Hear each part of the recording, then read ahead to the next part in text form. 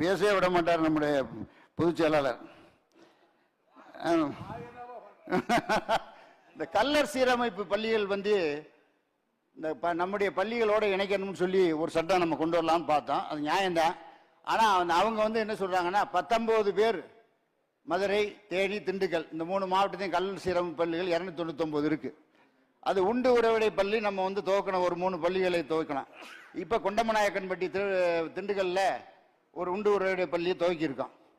அவங்க என்ன சொல்றாங்கன்னா, இந்த கல்லர் சீரமைப்புங்கிறது வந்து நாங்கள் 19 பேர் உயிர் தியாகம் பண்ணி கொண்டாந்தது, இதை தனியாக எங்கள் பேரிலே சீர்மரபினர் என்ற பள்ளியாக இருக்கட்டும் என்று கேட்டுக்கொண்டிருக்கிறார். அதை முதலமைச்சரிடத்தே சொல்லியிருக்கிறோம். அவர் ஏராளமான மனுக்களை அவர்கள் கொடுத்திருக்கிறார். ஆகவே ஜாதியிலே வந்து நாம் தலையிடக்கூடாது என்பது என்னுடைய தாழ்மையான எண்ணம். அந்த சமுதாய மக்கள் என்ன விரும்புகிறார்களோ அதை செய்ய வேண்டும் என்பதிலே அரசு மிக குறிப்பாக அரசு மிக வலிமையாக இருக்கிறது. ஜாதியை தலையிடக்கூடாது, ஜாதி பிரச்சனைகள் வருகின்ற பொழுது நாம் ஒதுக்கி விட வேண்டும் என்றதில் அரசு என்பது தெளிவாக இருக்கிறது. ஆனால் 1334 விடுதிகள் இருக்கிறது, நம்முடைய விடுதிகள். அதில் மாணவர்கள் 85,000 பேருக்கு மேலே படிக்கிறார்கள். அவர்களுக்கு நம்முடைய முதலமைச்சரிடத்தை சொல்லி 42 கோடி ரூபாய் அதிகம் வாங்கி கொடுத்தோம். 1000 ரூபா வந்து 1400 ரூபாயை வாங்கி நம்முடைய முதலமைச்சர் வந்து உத்தரவு போட்டார். எப்படின்னா, பள்ளி மாணவர்களுக்கு, கல்லூரி மாணவர்களுக்கு 1100 1500 ஆக்கினார். ஆக கிட்டத்தட்ட 42 கோடி ரூபாய் செலவாச்சு.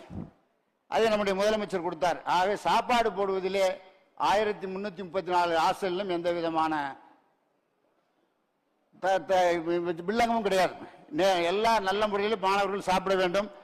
ஒடுக்கப்பட்டவர்கள், பிற்படுத்தப்பட்டவர்கள், மிகவும் பிற்படுத்தப்பட்டவர்கள், சீர்மரபினர் மாணவர்கள்லாம் நல்ல முறையில் சாப்பிட வேண்டும் என்று நம்முடைய விடுதிகளில் நாம் செயல்பட்டு கொண்டிருக்கிறோம். ரெண்டாவது, இந்த விடுதிகளில் வேற மெயின்டெனன்ஸ் பண்ணணும். அதற்கு போய் நிதி கேட்டோம். முன்னாடிலாம் கொடுக்கறது இல்லை. இப்போ 25 கோடி ரூபாய் கொடுத்தார் நம்முடைய முதலமைச்சர் அவர். 5 கோடி ரூபாய் கல்லர் சீரமைப்பு பள்ளிகளுக்கு பூரா பிற மெயின்டெனன்ஸ், அவங்களுடைய அந்த விடுதிகள் பூரா பாத்ரூம்ல எல்லாம் ரெடி பண்ணி கொடுக்குறோம். அதே மாதிரி 20 கோடி ரூபாய் நம்முடைய பொதுப்பணித்துறை மூலம் வேலைகள் நடந்து கொண்டு இருக்கிறது. இப்படி நம்முடைய மாணவர்களுடைய வளர்ச்சியிலே அக்கறை கொண்டுள்ள ஒரு அரசு திராவிட முன்னேற்ற கழகத்துடைய அரசு. அப்புறம் மாணவர்களுக்கு சீருடை வழங்குறான், மாணவிகளுக்கு சீருடை வழங்குறான். அப்புறம் தக்கலை தேய்ப்பு பெட்டிகள், நவீன சலகை அமைத்தல், இலவச மின் மோட்டார் பொருத்தப்பட்ட தையல் இயந்திரங்கள் வழங்குதல், ஆயத்த ஆடைகள் உற்பத்தி ஆலைகள் அமைத்தல், வீட்டு மனை வழங்கல் ஆகிய திட்டங்கள் செயல்பட்டு இப்படி பல்வேறு இப்ப வந்து கேஸ்ல வந்து இப்ப தேய்ப்பு பெட்டி கொடுக்க போறோம் இந்த வருஷம். கேஸ் மூலம் அந்த பெட்டி இயங்குற மாதிரி கைட்டு தேய்க்காம கேஸ் மூலம் இயங்குறதுக்குரிய தேய்ப்பு பெட்டிகளுடைய இந்த ஆண்டு கொடுக்க போறோம். 115 கோடி ரூபாய் கடன் கொடுக்குறோம் டேப்செட்கோல. எத்தனை பேருக்குன்னா கிட்டத்தட்ட 16,842 பயனாளிகள். அவங்களுக்கு 115 கோடி கடன் கொடுக்குறோம். இப்படி பல்வேறு. அப்புறம் சீர்மரபினர்கள் வாரியம்னு ஒன்று வச்சிருக்கோம். அதில் வந்து எத்தனை பேர் உறுப்பினராக இருக்காங்கன்னா 38,491 பேர் உறுப்பினராக இருக்காங்க. அதில் வந்து 327 பயனாளிகளுக்கு 29 லட்சம் உதவிகள் வழங்கப்பட்டிருக்கு அந்த சீர்மரபினர் வாரியத்தில் மாத்திரம். இப்படி பல காரியங்கள் பண்ணிட்டு இருக்கான். ஆகவே பிற்படுத்தப்பட்ட, ஒடுக்கப்பட்ட, மிகவும் பிற்படுத்தப்பட்ட சீர்மரபினர் மக்கள் மிக சிறப்பாக இந்த ஆட்சியில வாழ்கிறார்கள்.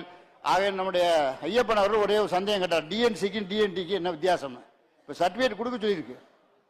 டினைட்வைட் ரைப்ஸ்ன்னு ஒரு சர்டிஃபிகேட் சேர்த்துருந்து இப்போ தனித்தனியாக கொடுக்க சொல்லியிருக்கு. நீங்கள் கேட்டால் கொடுப்பாங்க, எங்கே கொடுக்கலைங்கிறத நீங்கள் ஸ்பெசிஃபிக்காக சொன்னீங்கன்னா வி வில் மேட் அரேஞ்ச்மெண்ட்ஸ்.